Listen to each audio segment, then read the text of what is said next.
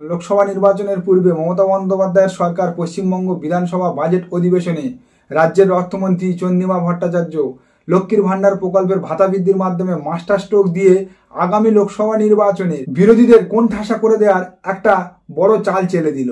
এই লক্ষ্মীর ভাণ্ডার প্রকল্পে সাধারণ যারা আছে বা জেনারেল কাস্টে তাদের ভাতা ছিল আগে 500 টাকা, তা বেড়ে এখন হয়েছে 1000 টাকা, এবং যারা এসসি এসটি ওবিসি বা মাইনরিটি তাদের 1000 টাকা ভাতা ছিল, সেই ভাতা বেড়ে হয়েছে 1200 টাকা। এই ভাতা যে 500 টাকা বেড়ে 1000 টাকা বা 1000 টাকা বেড়ে যেটা 1200 টাকা হয়েছে তা কার্যকর হবে এপ্রিল মাস থেকে। অর্থাৎ এপ্রিল মাসে যে ভাতাটা সেটা ঢুকবে, যেটা মে মাসেতে যে টাকাটা ঢুকবে সেটার থেকে এই যে নতুন নিয়মটা কার্যকারী হবে। পশ্চিমবাংলার 2,11,00,000 লক্ষ্মীর ভাণ্ডার উপভোক্তার জন্য 1,18,00,000 কোটি টাকা বরাদ্দ করেছে এই বাজেট অধিবেশনে। এইবারে এই বাজেট অধিবেশনে এই যে লক্ষ্মীর ভাণ্ডারের ভাতা বৃদ্ধি হলো, এবং আরও একটা বড় ঘোষণা করলো রাজ্য সরকার যে এই লক্ষ্মীর ভাণ্ডার যারা পায় তারা 60 বছর তাদের বয়স হয়ে গেলে, অর্থাৎ যে মা বোনেরা এখন লক্ষ্মীর ভাণ্ডার পাচ্ছে তাদের বয়স 60 বছর হয়ে গেলে অটোমেটিক তারা সেখান থেকে কনভার্ট হয়ে তাদের এই লক্ষ্মীর ভাণ্ডারটা বার্ধক্য ভাতাতে বা বয়স্ক ভাতাতে কনভার্ট হয়ে যাবে, বার্ধক্য ভাতাতে কনভার্ট হয়ে যাবে। এইবার এর একটা সব থেকে গুরুত্বপূর্ণ দিক হলো যে আগে আমাদের আলাদা করে পশ্চিমবঙ্গের যারা বয়স্ক 60 বছরের ঊর্ধ্বে যে বয়স্ক মহিলারা আছে তাদের বার্ধক্য ভাতার জন্য বা বয়স্ক ভাতার জন্য দরখাস্ত করতে হতো, লম্বা প্রসেস অ্যাপ্লাই করতে হতো, তারপরে একটা সময় পেত বা অনেকে পেত না। কিন্তু এই লক্ষ্মীর ভাণ্ডার যারা পায় 2,11,00,000 লক্ষ্মীর ভাণ্ডারের যে গ্রহীতারা আছে তাদের অটোমেটিকলি 60 বছর বয়স হয়ে গেলে তারা বা আগামী দিনে যারা লক্ষ্মীর ভাণ্ডারের আওতায় আসবে তারা 60 বছর বয়স পূর্ণ হলে আবার অটোমেটিকলি তারা বার্ধক্য ভাতার আন্ডারে চলে যাবে।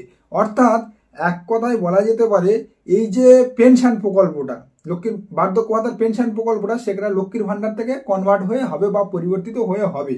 এইবারে লক্ষ্মীর ভাণ্ডার এই পাওয়া শুরু হলো, মানে রাজ্য সরকারের থেকে ডাইরেক্ট অর্থ পাওয়া বা ভাতা পাওয়াটা আপনার আমৃত্যু পর্যন্ত চলতে থাকবে। অর্থাৎ আপনি যতদিন বেঁচে থাকবেন ততদিন এই ভাতাটা রাজ্য সরকারের থেকে আপনি পেয়ে যাবেন। মমতা বন্দ্যোপাধ্যায় সরকার বা তৃণমূল সরকার ক্ষমতায় আসার পর থেকে সর্বদাই তারা নারী ক্ষমতায়ন বা নারী ক্ষমতা বৃত্তায়নের দিকে লক্ষ্য দিয়েছে বা সেই দিকে তারা আলোকপাত করেছে, এবং সেই মতো নারীদের জন্য বা নারী শিক্ষা বিকাশ থেকে শুরু করে নারীদের জীবনযাপন এবং মান উন্নয়নের জন্য বিভিন্ন প্রকল্প এনেছে। নারী শক্তি উন্নয়নের বিষয়ে পশ্চিমবঙ্গ সরকার বা মমতা বন্দ্যোপাধ্যায়ের সরকার বরাবর নজর দিয়েছে।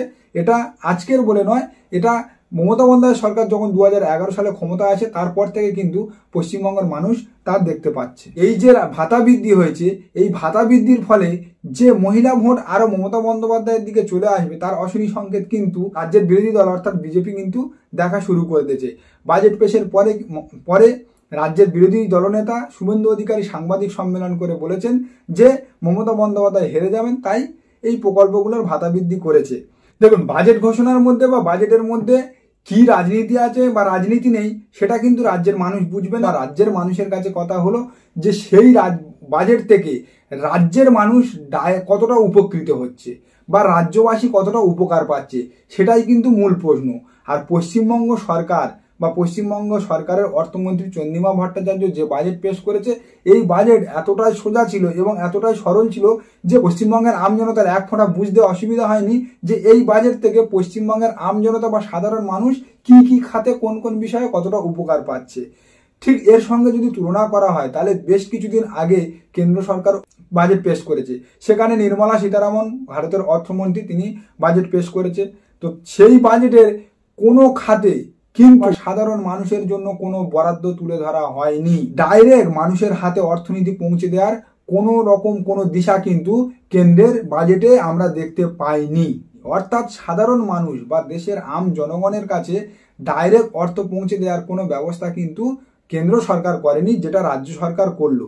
এই বাজেটে যে কেবল লক্ষ্মীর ভাণ্ডারের ভাতা বৃদ্ধি হয়েছে তা নয়, কিন্তু এখানে সিভিকদের বৃদ্ধি হয়েছে, এখানে অঙ্গনওয়াড়ির বৃদ্ধি হয়েছে, আরও বিভিন্ন প্রকল্প যেগুলো আছে পশ্চিমবঙ্গ সরকারের আসা প্রকল্প সব কিছুতে কিন্তু কিছু না কিছুটা করে ভাতা বৃদ্ধি হয়েছে বা তাদের অর্থনৈতিক অনুদান বেড়েছে।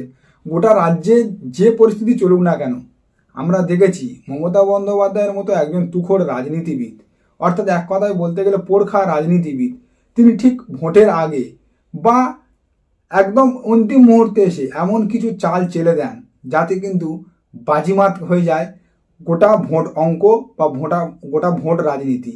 আর এই মমতা বন্দ্যোপাধ্যায়ের চালে আগামী লোকসভা নির্বাচনে বিজেপি যে কিছুটা হলেও ধাক্কা খাবে তা রাজনৈতিক মহল মনে করছে।